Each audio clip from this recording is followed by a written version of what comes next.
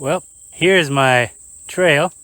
Actually, the trail's over there, and then it went into there. But somebody came through, decided that my mountain bike path should be a freaking four-wheel drive off-road path. So now we've got nasty double track ruts throughout the whole length of this trail that already had trouble draining normally. So now it's totally wrecked and we got to fix it. So in order to fix this nightmare, we brought the machine in and we accentuated the lower part on the right, and then we pulled the extra dirt up to the left because that's where the slope naturally was to begin with. So instead of fighting against nature, we're going to work with it because water always wins. So here it switches, and then this became lower. So then we kick the trail up this way, and then when we get here and that's low, we kick the tread up this way, and then we move on back. So here's going to be our drain. This was super rutted out. I'm going to start piling up debris just like I did here,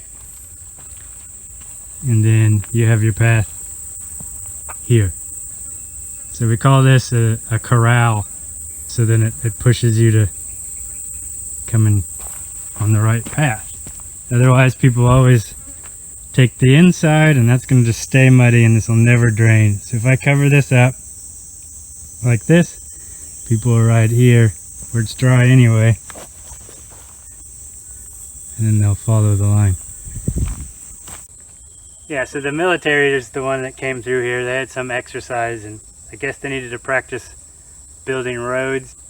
Anyway, we're going to fix it. So we put the tread on the higher side of the slope, and we've just kind of pushed the dirt that way. We've decided to make an elevated tread by using the trees that they knocked down, and I put on the outslope, I put the smaller ones, on the upslope the bigger ones, and then we just kind of use that to hold the gravel that we've been adding in. So this will hold it into place, keep us our dry line while this stuff can drain, come out. To hold these in place, I made stakes out of the smaller sticks.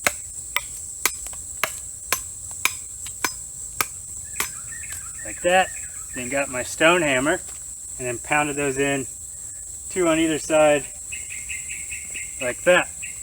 And these logs help kind of, keep people on target. And then it keeps the gravel from mushing into that stuff. So this will just hold it in like a flower bed almost. I'm going to come back with the machine and just smooth this stuff out, and then probably grab this and just tighten this up a bit. And then a lot more of that to go.